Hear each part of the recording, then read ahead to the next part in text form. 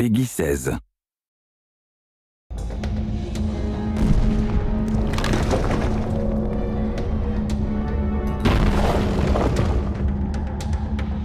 So a lot has changed technically since Mortal Kombat. So the tech team's been hard at work with an all-new real-time lighting system.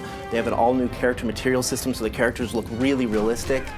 We have multi-threaded the renderer, so we can just sort of render more stuff on screen, so the game looks really incredible. Our engineers have really pulled out all the stops and are squeezing every bit of performance that we can get.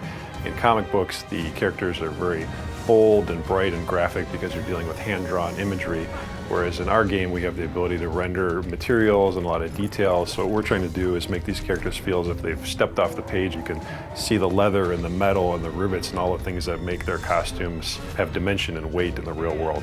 A lot of the action in Injustice is over the top. We have people grabbing cars and throwing them at people. We have people bouncing off objects all around the arena. And there's nothing more cinematic in the game than our super moves. Our super moves are these really big kind of blockbustery events that would probably blow out the budget on a summer blockbuster.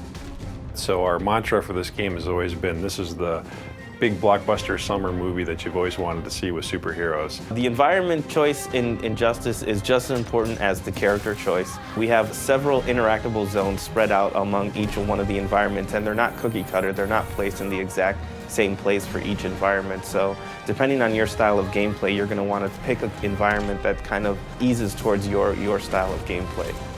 We have multiple levels on many of the arenas as well, and every time you play the game, it's going to be a little bit different. The button layout has changed in Injustice from Mortal Kombat. First, we got rid of the block button. You now hold back to block for all attacks. Also, 3 attack buttons, light, medium, and hard. So the additional button we call the character trait button, and that's a specific attack designed to showcase each character. So in the case of Nightwing, he uses the button to switch between his Kali stance using Kali sticks and his staff stance where he uses a staff, and there's completely different attacks. In the case of Cyborg, he uses the button to sort of charge up his health, so you're going to get different effects for every character. The combo system in Injustice will feel very familiar.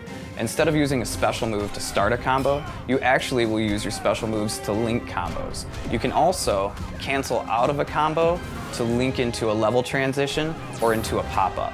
DC's been incredibly supportive on this project and actually pushing us to take things farther than we ever thought we'd be able to get away with. Superman in particular was fun to work on. We had a lot of freedom with trying things as far as materials and adding little armor bits and playing with the way that his logo ties into his cape, things like that, which normally you'd think you wouldn't have the freedom to play with such an iconic character, but DC was very supportive the whole way. The coolest thing about working on Injustice is obviously learning a lot more about the DC lore. DC has such a wealth of information and such a wealth of knowledge about their characters that it's really fun to kind of pick the brain of working with them and figuring out what would make their characters fit in kind of the NetherRealm universe. You know, if Superman had to fight in a hand-to-hand fight, what would he do? What would Catwoman do in that kind of situation?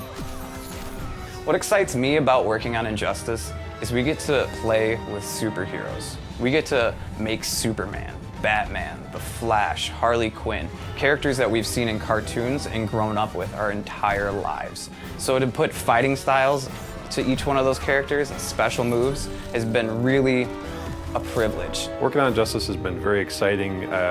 I'm not the only comic book fan on the team, and for all of us, this is a lifelong dream to be able to work with these iconic characters that we've been reading about and thinking about all our lives, and to actually have a chance to put our stamp on it is a really exciting opportunity. So my favorite part about working on Injustice, and this is going to sound sappy, is I get to work with 2 great teams. I get to work with the NetherRealm team who made Mortal Kombat and the amazing talent here, as well as the awesome talent at DC Comics.